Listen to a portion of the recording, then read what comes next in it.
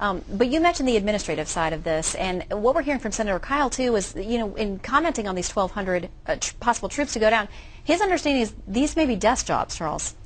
That's why I think the view that this announcement by the White House of $500 million and 1,200 National Guard is a serious effort, a serious way to show seriousness about this, is total nonsense. This is a PR stunt. It's Lucy in the football all over again. Remember, it was George Bush a few years ago who all of a sudden there was this concern.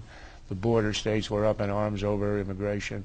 So he sends, I think it was a couple of 1,000 National Guard.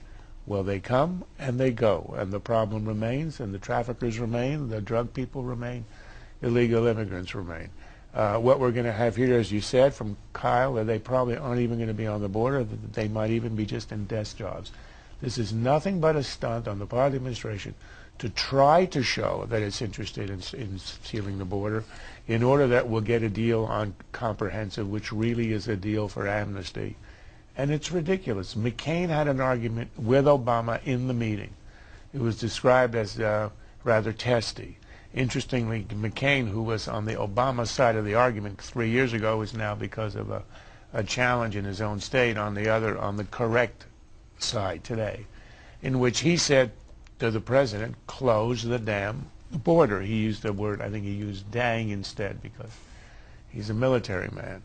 So, and the president, of course, objected. The only answer here, and it is a simple answer, I say it again and again because there is no objection that makes sense. Complete the fence.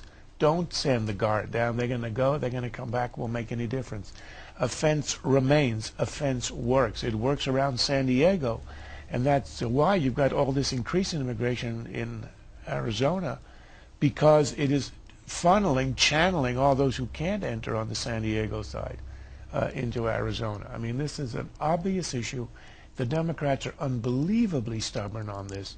If you want to use stimulus money, you don't send 1,000 guard.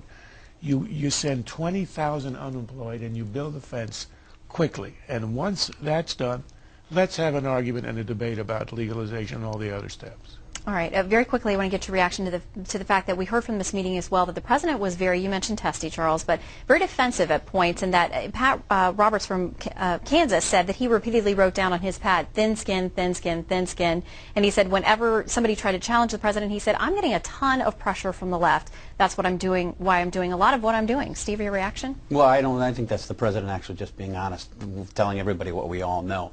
We've seen him be testy in public before. We've seen him be testy with reporters, back on the campaign when he snapped when he was asked a question when he was at a waffle shop and he said, I just want to eat my waffle. We've seen him be testy in political situations. We've seen him be testy at the get-together with Republicans in Baltimore.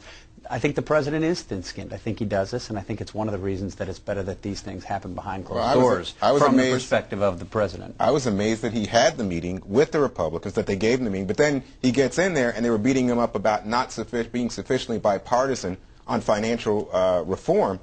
And it just strikes me that, wait a minute, Republicans have taken a political stance of obstructing everything this guy tries to do, and then they're going to beat him up for not being sufficiently bipartisan. How hypocritical. Unfair. Senator Roberts also added, after saying the president was thin-skinned, that he should take a Valium before he meets with Republicans.